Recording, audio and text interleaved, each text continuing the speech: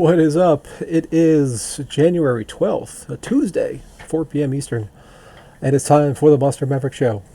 So, we got Matt Clark in the audience, who's amazingly awake because he's on Australia time, which is like, I don't know, 5 in the morning, 4 in the morning, 2 in the morning. I don't know, it's a big country, but it's one of those. So it has been another week. It's been an eventful week, as always. So we have a bunch of stuff to talk about. Usual housekeeping stuff. 7:30 a.m. That's not bad. 7:30 is not. It's not too bad. I'm usually up at 5 or 6 in the morning. That's what happens after you have kids. You're just awake all the time. So, Matt Clark's been up for an hour or so. Okay. Welcome to the early morning crew. We got Krim, we got Kazrak, we got Matt Clark, we got Rondon, producer extraordinaire. And more people tend to filter in throughout the hour.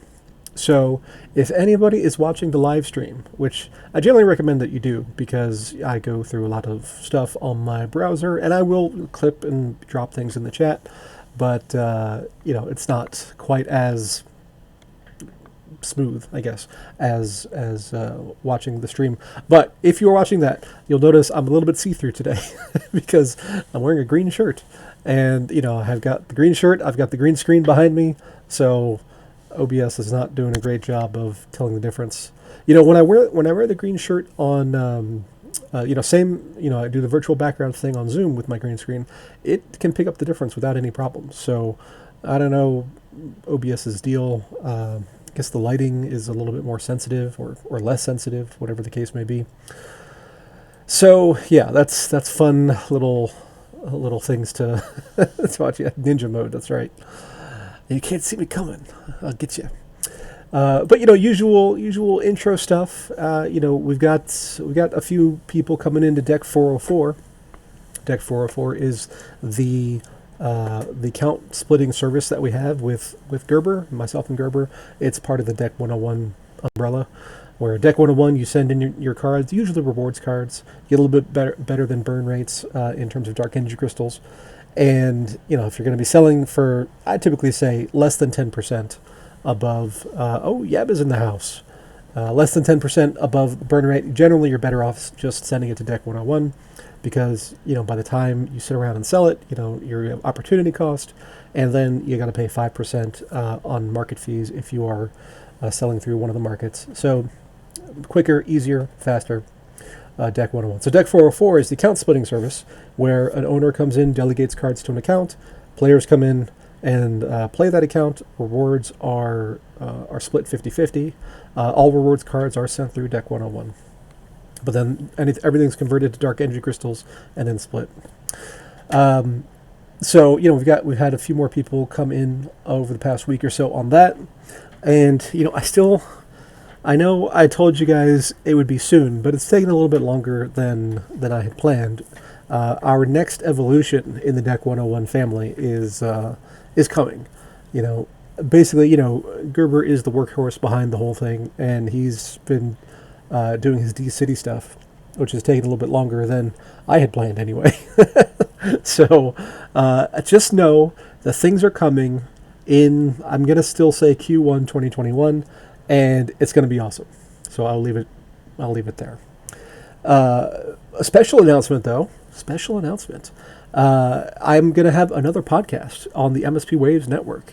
So this is going to be totally unrelated to everything Splinterlands, but it's going to be Tax Sherpa Stories. So for those of you who know, Tax Sherpa is my company and my team that I've put together, and we do taxes, we do tax planning, we do financial coaching for businesses, and I decided to go ahead and make a podcast out of stories that have come up.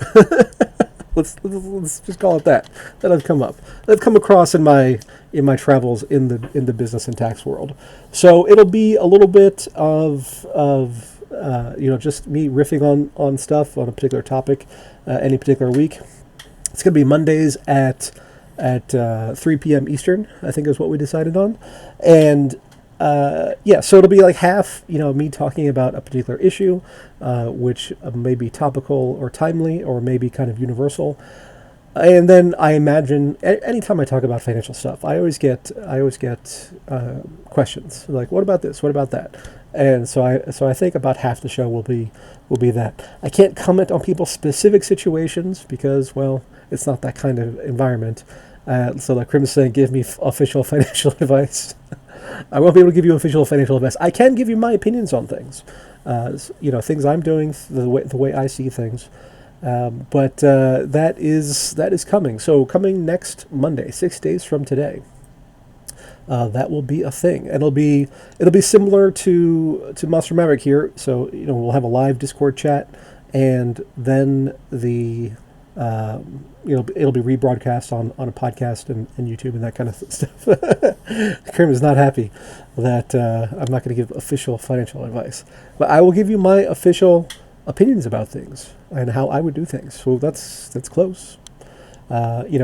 I once upon a time I was Series 65, investment advisor, but I let that go a long time ago after some realizations, and maybe that'll be one of the stories about how nonsensical all that is.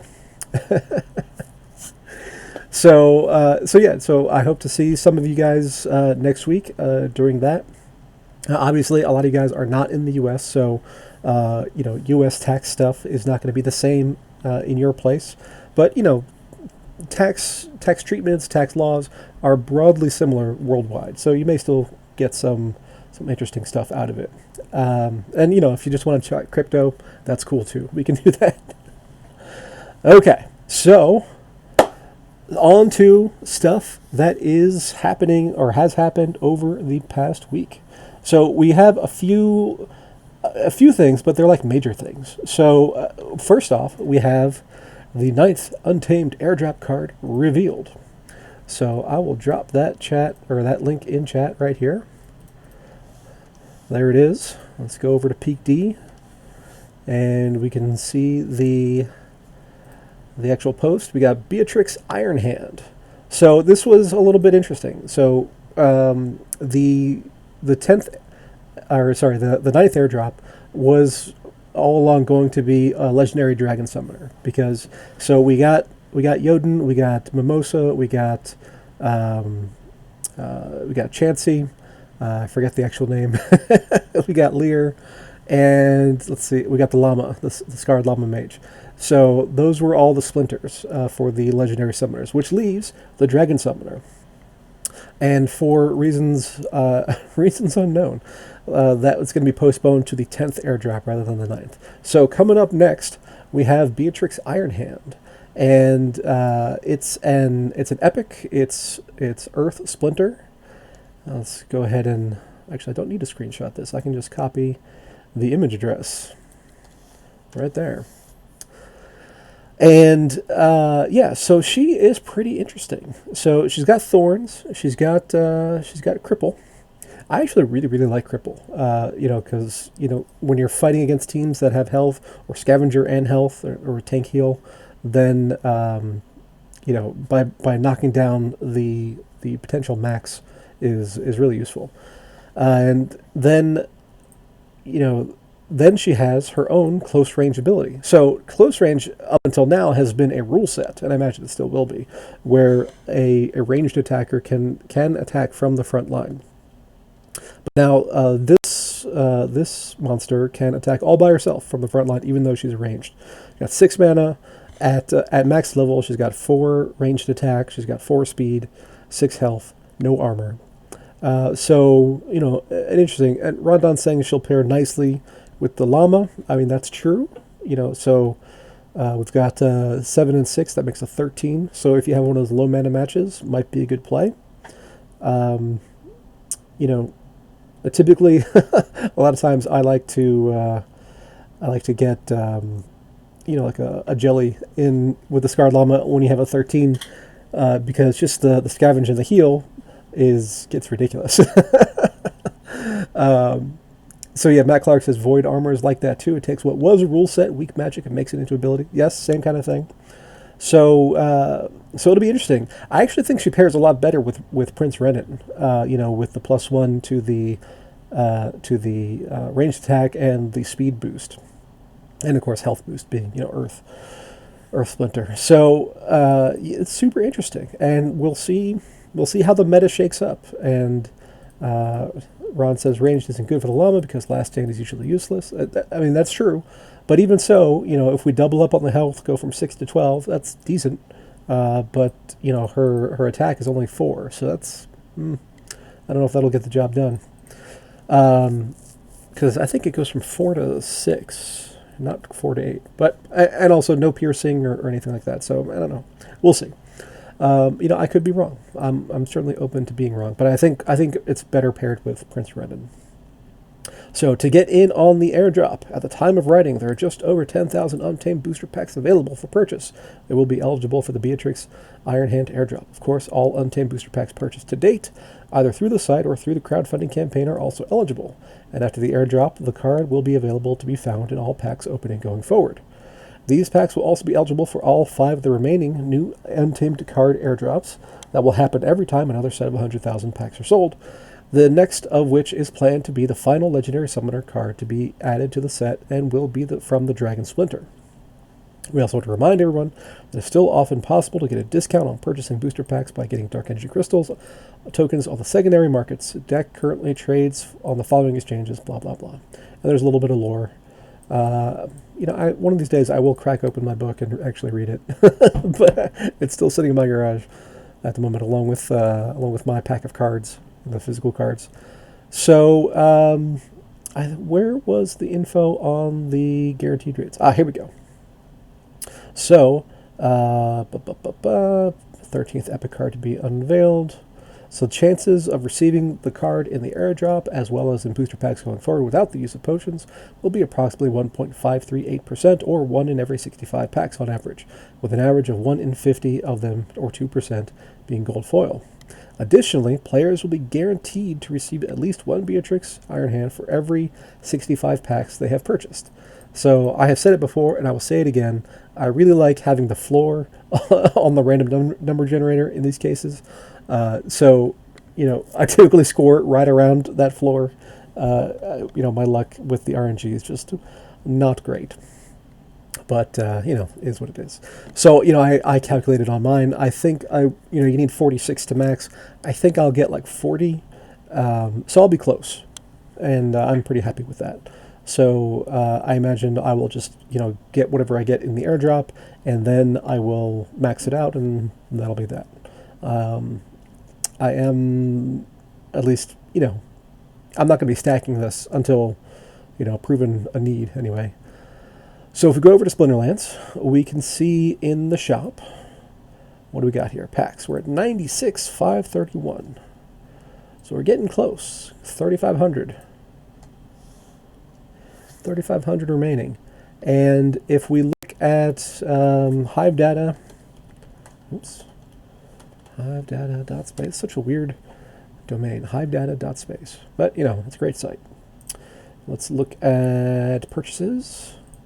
Just look at booster packs. And so it varies significantly. Let's just say that.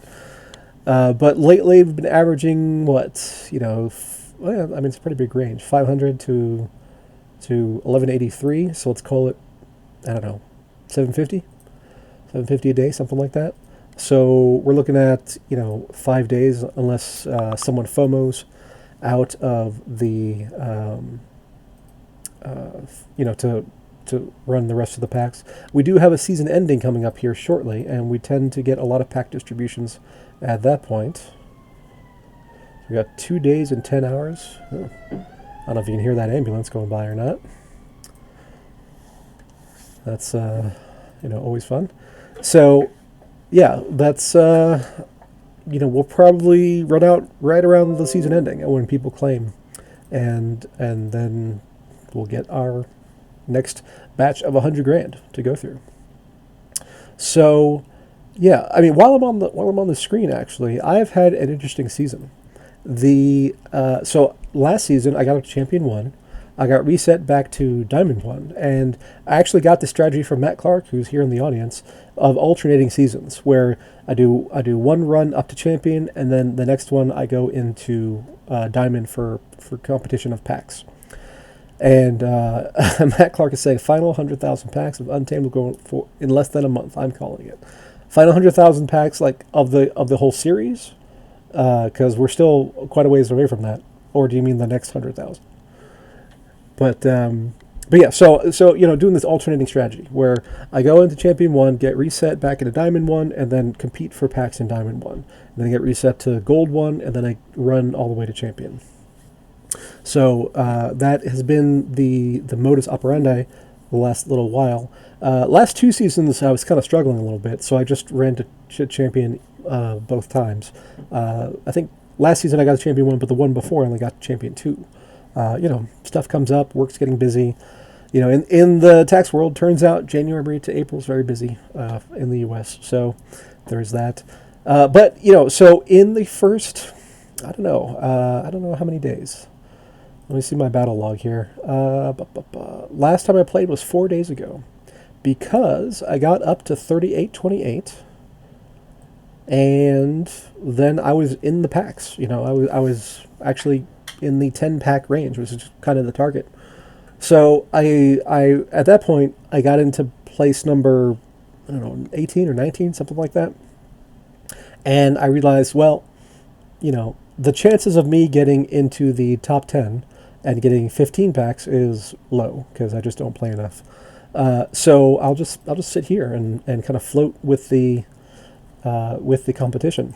And I got as high as 12, at least that I saw, and now I'm down to number 21. And 10 packs goes from place number 11 in the Diamond League anyway, place number 11 to place 25. And so I'm kind of happy with that. Matt Clark just tried that and couldn't even hit top 50 in Diamond. Just don't have the hours or the talent. Yeah, it's tough. I mean, the competition gets serious. We got some bots in here.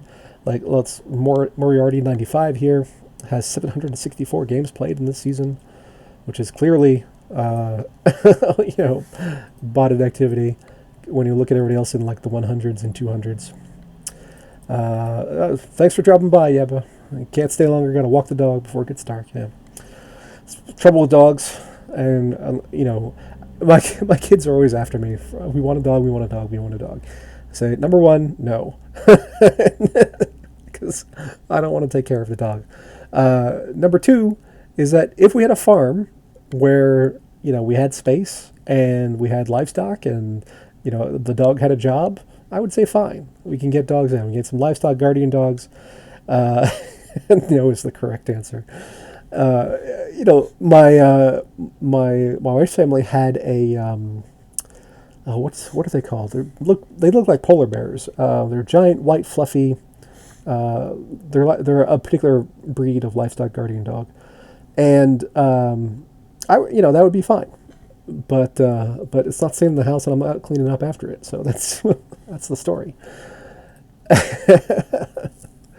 Fox is saying dark is the best. You do not need to clean the street. No, it wasn't a Malamute. It was it's gonna bother me. It's not an Anatolian sheep herder. It's not a Saint Bernard. God, they really look like polar bears, just like smaller. Great Pyrenee, that's what it is. Great Pyrenee dog. So they are great livestock guardian dogs. They have very good instincts as far as herding and protecting. Yeah, they do shed like crazy. When my wife's family had this dog, she was a teenager at the time. There would be like these tumbleweeds of fur fluff just going through the house. Grim says they're so amazing. You talking about the Great Pyrenee dogs or Great Pyrenees? I'm not sure. So anyway, that's the plan. So they don't live very long. That is true. The larger breeds tend to go early. Same with giant humans like Andre the Giant and all that kind of stuff. The vasculature just can't support the size after a while. But yeah, so the season activity that I've been doing, I've been floating around in the 10 to 20 range. Now I'm down to 20. Now I'm down to place 21. People tend to, play a lot more as the season ends, and the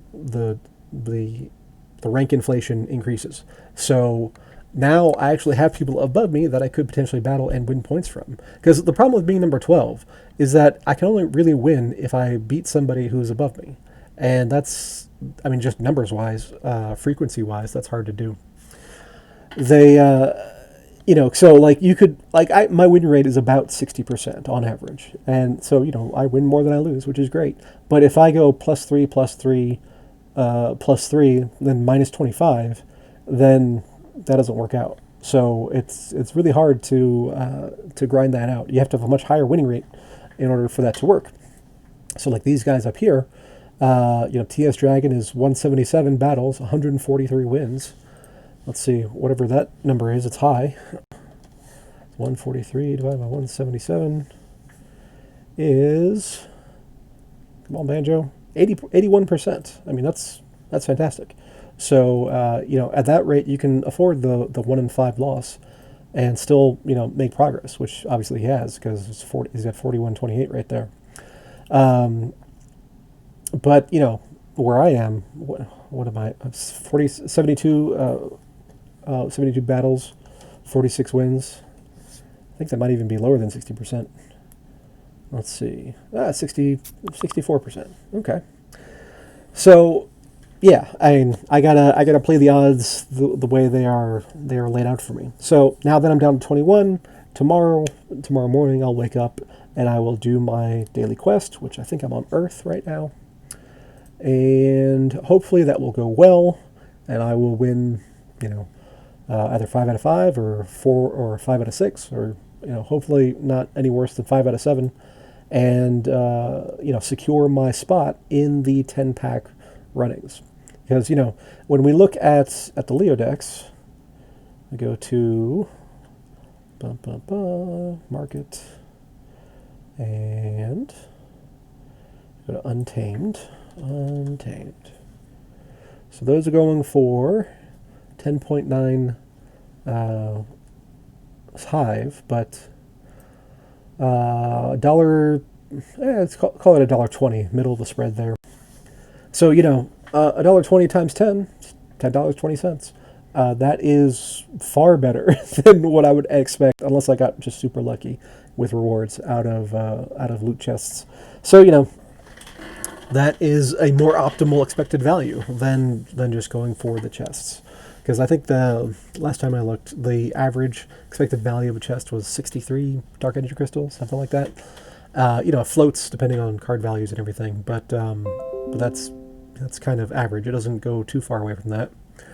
And then tied to that is that, I don't know if you guys have noticed, but the crypto market's kind of taken a dump here the last little while, which has affected the Dark Energy Crystal prices. But before we get to that, I do want to show you another, not a preview. It's the theme music that comes in at the beginning and the end of the show is by Izaria. And, I thought I had been following her stuff, but apparently not. So I have missed a whole bunch of music that she's released. So here is one piece that she's released. It's called Marshlands. And each week, I think I'm gonna go through. I got 1, 2, 3, 4, 5 more pieces apparently that I've missed covering on the show. So we're gonna be doing like one a week here. But I typically like to check all these things out, and so you guys are gonna sit here and listen for a little bit. Let's see if I can actually get this to play though.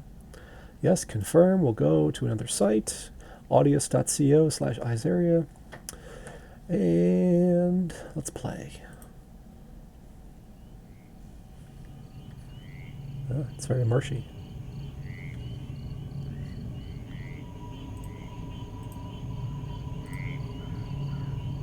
Welcome, Skyline.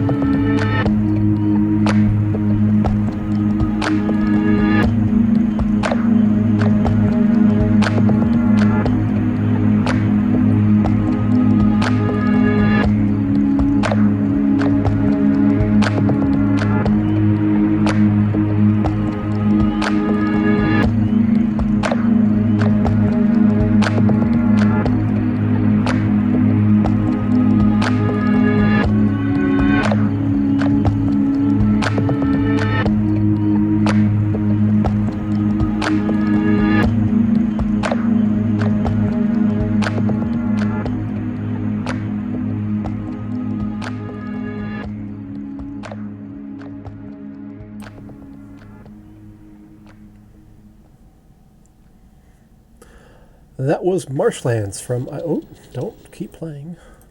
Whoever has autoplay, whatever site has autoplay like built in, terrible. Don't do that. But yeah, so that's Marshlands, and I'm guessing that's going to be an Earth Splinter dungeon or some kind of Earth Splinter themed area for the lands. I like it a lot. It's very very marshy. So, you know, Azaria, I guess I don't know what her title is exactly with Splinterlands, but she is the official musicy person for Splinterlands, and she does a great job. So we will be featuring a new song, or no, maybe not song is the wrong word, a new uh, element, that she releases over at least the next 5 or 6 weeks, that I have queued up here. So that's something to look forward to. Matt Clark says eerie. Well, it's a marsh. So if you're in a flesh golem dungeon, then you might have to battle. So I was starting to talk about the crypto market. So I have talked in the past about how dark energy crystals are now linked to Ethereum, and through the Uniswap pool and the market fee taken from the Uniswap price. And if we look at the chart of Ethereum, here's a daily chart.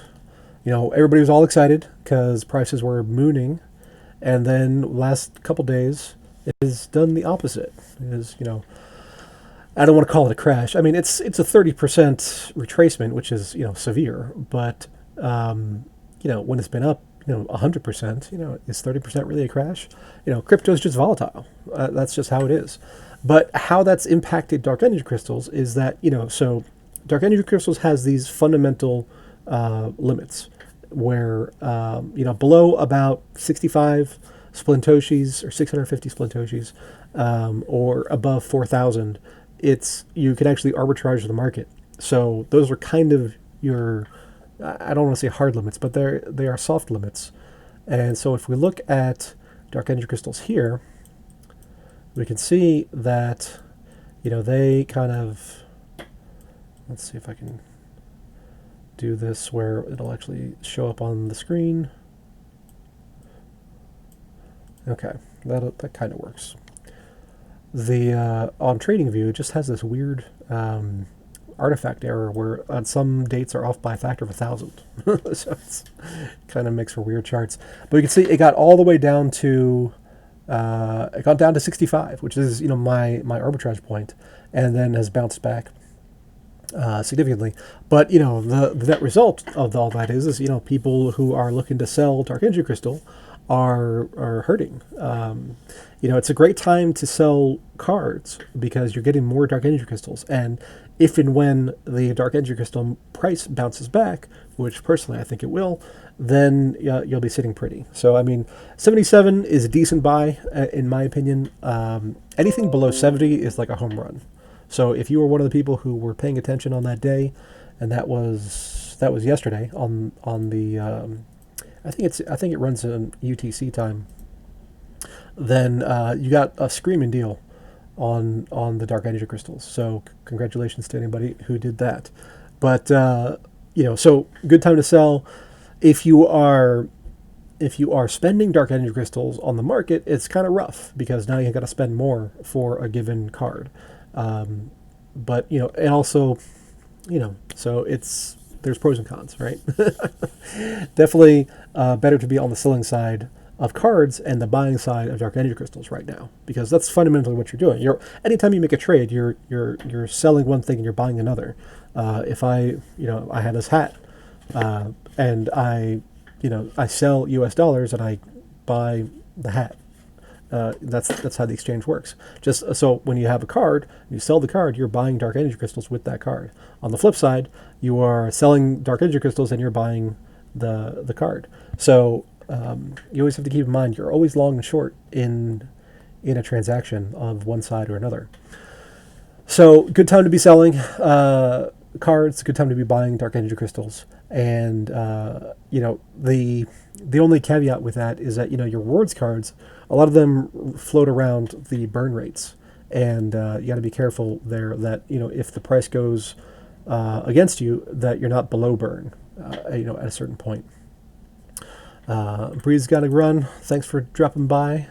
I know it's late in the evening there over in, I don't know what time zone that is, but probably GMT plus 2, something like that. So when we go to peak, we can see the market feed in the market screen. And I woke up the other day and I saw 7,000. I was like, oh, that's rough. But those rewards cards, those can be a deal. Especially if you're buying in credits. 22.30 in Central Europe. That's decently late. I ever since I got my kids sleeping through the night, which is fortunately a little while now, I've been basically passing out at 9, 10 o'clock. Now I'm in tax season, so I'm actually staying up past my bedtime and just working all night. But that's generally how it goes. So anyway, speaking of those rewards cards, I think we're coming up on a couple that were running close to their limit here. Oh, let's look at this. This is KyoKiz's GitHub project, and it's a great little site. So 99% Et and Spearman. I'll be glad when those are gone, because in Deck 101 we get a bunch of them. They're hard to sell, so they just pile up until we can burn them. Let's see if we can actually paste this. There we go. Baby Unicorn 99%. That's another one that gets burned a lot. The Jelly, though, Gelatinous Cube. Gelatinous Cube is a great card. It's used a lot. For people who don't have Lord Arianthus, it is super useful. And that's about to run out. Screeching Vulture has the opportunity, so that's always a winner. And it's also flying, which is helpful. That's at 99%. And everything else looks pretty well below that. Fire Spitter is kind of niche, but I like it a lot. Spirit Shaman is another one that builds up, and we just end up burning because they're hard to sell. And everything below that is in 70s, 60s, so on. Flame Monkeys. Matt Clark says, Flame Monkeys were so cheap, 1.3 cents, 75% print rate. Yeah, you're right, 75, right there. Lots of bargains there. Yeah, so it's only up to 1.6 cents. Nectar Queen, I'm surprised doesn't get more play. Nectar Queen I use a lot in Melee Mayhem or in Fog of War. It's pretty useful. It's got high health. It's got Retaliate. It's got a lot of melee power. Let's see, any other standouts here? Barking Spider is decent. It's an okay ranged fighter. Let's just sort this by percent printed. How about that? And Barking Spider, Flame. Undead Rex does not get a lot of love. Warrior of Peace is used a lot. There's plenty of them, though, so the price isn't very high. Wave Runner, Torhilo, both of those don't get a whole lot of love. Matt Clark, or Flowey says, use Nectar Queen a lot and win more often than not. Matt Clark says, Nectar Queen Earthquake, she's my go-to with Llama in Healed Out too. Yeah, great card. Evangelist is pretty useful, and she's at 64%. Again, and on down from there. The one to really keep an eye on, though, is the Sandworm. So Sandworm's at 41%, but it is by far the best common rewards, or of the in-print ones anyway. The best of the commons. It gets a lot of love. It's got the piercing, it's got the snare, it's got the sneak, and it's got at max level it's I think 7 attack, right? 7 melee. It's just a crazy powerful card, and in those high meta matches, it's really useful. So that's just things to keep an eye on, like Matt Clark buying up the Flame Monkeys. I use Flame Monkey a lot when I'm playing Fire, because the repair and the speed buff, can't beat it for 1 mana, hands down, great card. So good in unlimited mana games. So many of the high mana have flying. That's true. I like to use Snare in Earthquake matches a lot as well. it doesn't seem like a lot, but that -2 every time, every round, that adds up pretty quick. And unless your opponent has a lot of armor or just a ridiculous amount of health, then that's a good way to approach it. Anywho, so that is kind of the status of the rewards cards, and what do I want to do next? Let's talk about the rentals. So the rentals market has been kind of, I don't want to say dead, but kind of difficult in slow motion ever since the migration from Steam to Hive. I know Jarvy's been unhappy with the legacy system, so he was actually talking about scrapping the whole thing until the next version was released. But people begged and pleaded with him, so he was like, okay, But they limited the length of contracts and things like that. So they released 5 days ago a preview of Rentals 2.0. Now, from the AMA that was last week, I didn't take much in the way of notes because I just didn't want to. I didn't find it, all that much really noteworthy. But one thing they did say was that the rental system is going to be integrated into the main Splinterlands interface. So on splinterlands.com, you'll be able to work somehow or other inside this new rental system. It's not going to be as fully featured apparently as the actual Peakmonsters site, and we'll see kind of what that looks like. But it is going to be available. So I think that's great. Last I checked, Peakmonsters had, I don't know, 20%, 30% of the market activity around Splinterlands. So definitely, only 1 in 3 or 1 in 5,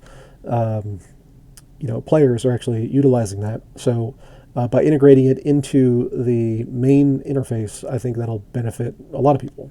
And like it says right here, is what we are planning is an auto rental system. So that is pretty cool. The goals are that owners should be able to dump hundreds, if not every card they want, into our system in minutes, if not seconds. Renters would be able to select the monsters and summoners they want as quickly as they can decide what they want and click the buttons.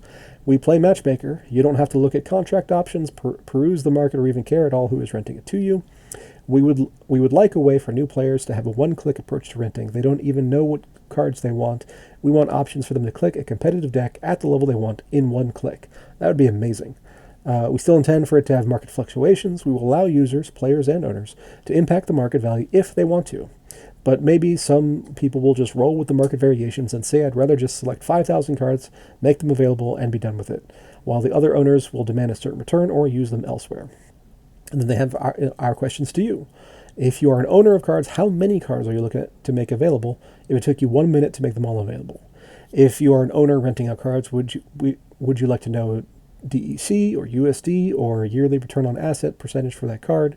If you're a player or potential player, how many cards you looking at getting, assuming it was little to no work to rent them in the first place? If you are a player, how would you set your max cost, DEC, USD, or ROA? And what other suggestions do you have for us? So I think it's, I've not seen any details about the new system, but from what I understand and from what things Jarvie has said, is that it's going to be basically like a liquidity pool, but for cards. So, things come in and out, but you as the renter, it doesn't matter. You lose one card from owner A, one from owner B just gets swapped right in. And same thing on the owner side. If you are an owner and you have a renter, that renter falls out, whatever, another one fills right back in. Provided that there's enough demand inside the system. So I am pretty excited about this thing. I was a big user of the rental system originally. My big thing with the original rental system was that I wanted to rent out sets. So they made sets available for sale, but I don't think that's really the thing. I think it was renting sets was a much more useful option.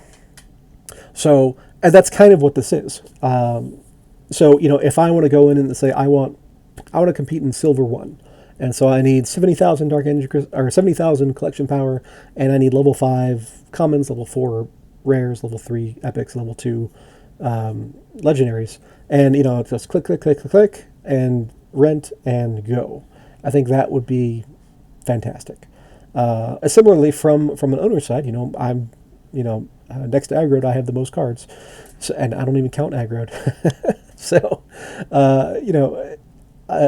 it'd be great to really push out the usefulness and the yield on my cards.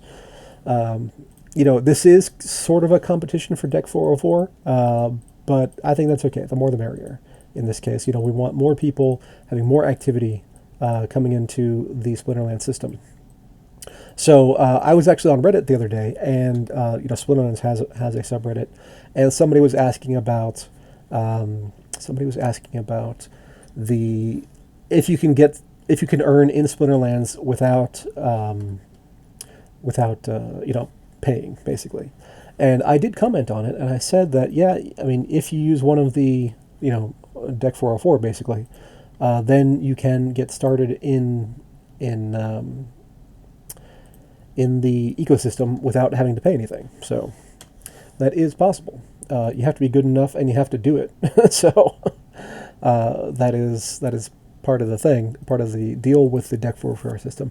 But similarly, on the rental side, you could rent, and as long as the numbers are justified by your winnings, then it's effectively free. So I think that's a great way for people to get started for that very low investment level. Which, the easier it is for people to get in, the better, So I'm super stoked about the rental system 2.0 coming out. I don't know when it'll be. I get the feeling we might see it in February, but, I don't have any sources for that. That's just a gut reaction here. And we can see Matt Clark commented here. So, people are giving their feedback, and we should see something relatively soon. So, that's rentals. Another thing I wanted to hit on before we run out of time, well, there's actually two more things. So, the thing number one that's directly Splinterlands related is that in the Discord, Aggroed started a new channel called Tournament Planning, and it's just hashtag tournament-planning. So what he said was that the current state of the tournaments is what it is for the next month at least, and a lot of people are upset, as always, because the complaint in crypto is that people want more rewards for less work, and that's just human nature. We all want more for less, and that's perfectly understandable. So any change is always going to de-optimize somebody and improve optimization on somebody else. So there's always going to be some kind of winners and losers. So what Aggroed said was that the system is what it is for the next month at least, and if people have suggestions, throw it in that tournament planning channel. And what he would most be interested in is a sort of consensus document signed by at least 10 Mavericks on changes they'd like to see in the tournament system. Not that he would necessarily follow them to the letter, but they would, a proposal like that with that level of support would certainly be paid attention to. So it's sort of petitioning the king by the nobles. I think that is super interesting, and everybody has their own perspective on what the reward should be. But if you get at least 10 people who have major stake in the game, I think that's something. I have floated the idea in the past of having like a parliament, like a parliament type governance, which I think might be a little bit beyond what they're looking at. But basically the idea is that you have the stakeholders. So you have your Mavericks. They're going to be like the House of Lords, in the British parliamentary system, or the Senate in the U.S. system. So they're going to be fewer of them, but they are the most invested, and so they're going to have louder voices. And then, but you can't just listen to the whales. You also have to listen to the little guys. So we should also have a House of Commons kind of thing, or a House of Representatives in the U.S. system, where the people with minimal investments, we still want to hear their point of views, though. We want to be able to make the game accessible because the more people that come in, the better for all of us, right? Whether they are whales or whether they are minnows, it doesn't matter, because a certain percentage of those people will become whales over time, and it might be a short amount of time, but it might be longer, and that's okay. Just the more the better. We need that 50,000 daily active users to be at the beginning of successful, and from the Ubisoft kind of guidelines, and I think that's actually a good rule of thumb to follow, and obviously that would make us like so enormous in the blockchain space that it's not even. I don't think anything else would come close. But that's the benefits of a blockchain that can actually handle transactions as opposed to Ethereum and other things. Incidentally, I've been trying to. I run a lot of DeFi stuff on Ethereum, and man, gas fees are just crazy. So I think on Sunday I spent like $100 something in gas fees of just trying to do one thing. It's a complex thing, but it was just one thing. So with Hive, we can actually do that. So I am a fan of that kind of infrastructure. So by having that double layer of feedback, then I think we could approach something that would be, it'll be a compromise. Nobody will be happy, but it'll be somewhere in the middle. Matt Clark says, just set and forget with the pools. That's true too, but that's not without earning, or not without investing. It's interesting whether to get into or out of the pools when we see these price crashes, because that might be an attractive time to load up on the Dark Energy Crystal Geyser rewards. WLEO ETH is it for me. Yeah, that'll do it. All right, so then the other thing that I wanted to get to last week, but ran out of time, was the OCC. So this is not directly Splinterlands related, but it is crypto related. And I'm not even going to have enough time here to discuss all the stuff that I wanted to talk about. But basically, Matt Clark says he put in his F key. So my Leo payments of AOS are my pension. Sure. Sounds good. So the OCC, the Office of the Comptroller of the Currency, today published a letter, and this was back on January 4th, clarifying national banks and Federal Savings Associations' authority to participate in independent node verification networks, INVN, and use stablecoins to conduct payment activities and other bank permissible functions. So, Office of Comptroller of the Currency is one of the regulatory bodies that oversees banks. Like it says, national banks and Federal Savings Associations. I didn't even know there were still Federal Savings Associations, but whatever. So, what they said in this letter, and there's a link to the actual release down at the bottom of this post. This is kind of a summary. What they said is that banks can participate in INVNs. Now, what's an INVN? It's a blockchain. It's Bitcoin, it's Ethereum, it's Litecoin, it's Ripple, it's whatever. So what this is saying is that banks can operate nodes, which is mind-boggling, right? So this does that. We're not even getting to stablecoins yet. The ability of a bank to operate a node is somewhat revolutionary. So this is a direct attack on China. So much of the node processing power is in China because they have subsidized their electricity and a lot of the ASIC manufacturing is done there. So they have very low cost of production of blocks, and so most of the Bitcoin mining pools are. I think it's now an absolute majority of the Bitcoin mining is done by Chinese controlled pools. Now the actual miners themselves might be all over the world, but they're controlled by pool accounts in China. So this is an attack on that. This is also a way, because if you solve a block in Bitcoin, as an example, you get a mining reward and you get transaction fees. So this is a way for banks to start to make money off of crypto, right here. Again, it's an attack on China. So that's positive for the banks. It's somewhat positive for crypto in general. We have more acceptance as more people make more revenue from cryptocurrency. Obviously, the importance of the system will grow over time, and it'll just legitimize everything. Now, the downside of that is that if you are connected to one of these, then your account information is going to be automatically KYC'd by the banks, and that's where the stablecoins come in.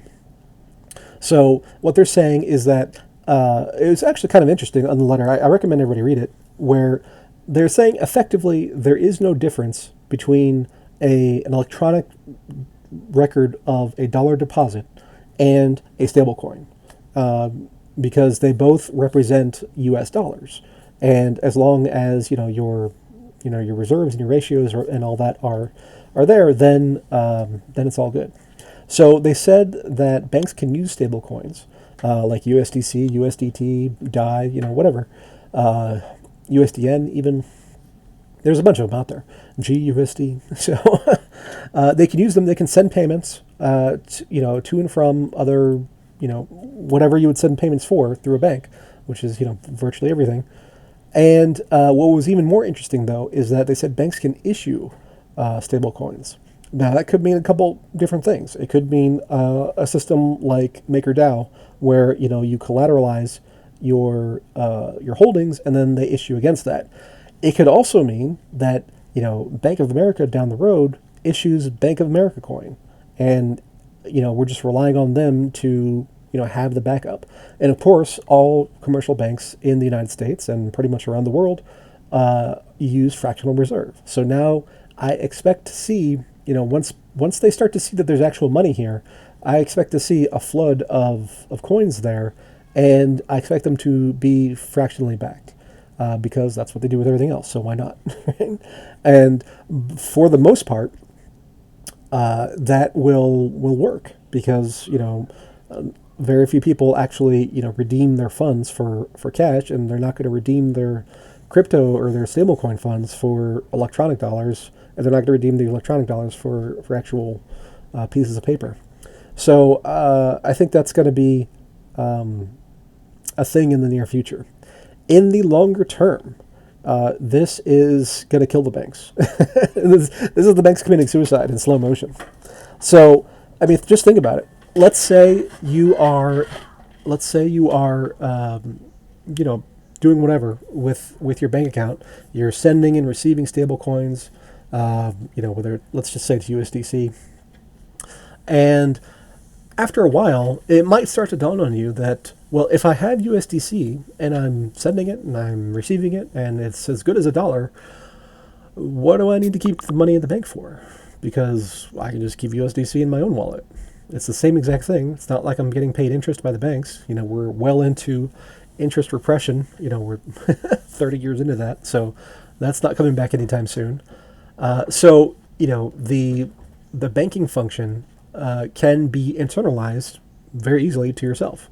What you will lose out on is the organization of funds. So mortgages and credit cards and things like that, where they're actually putting that fractional reserve into the hands of a consumer, that'll be an issue.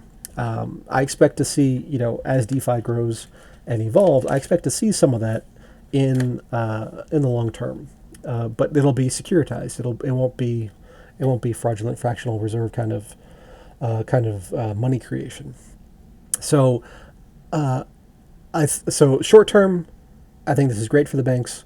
They're going to start to see the importance of crypto, and as a result, crypto gets legitimized. More people get exposed. The market of cryptocurrency grows.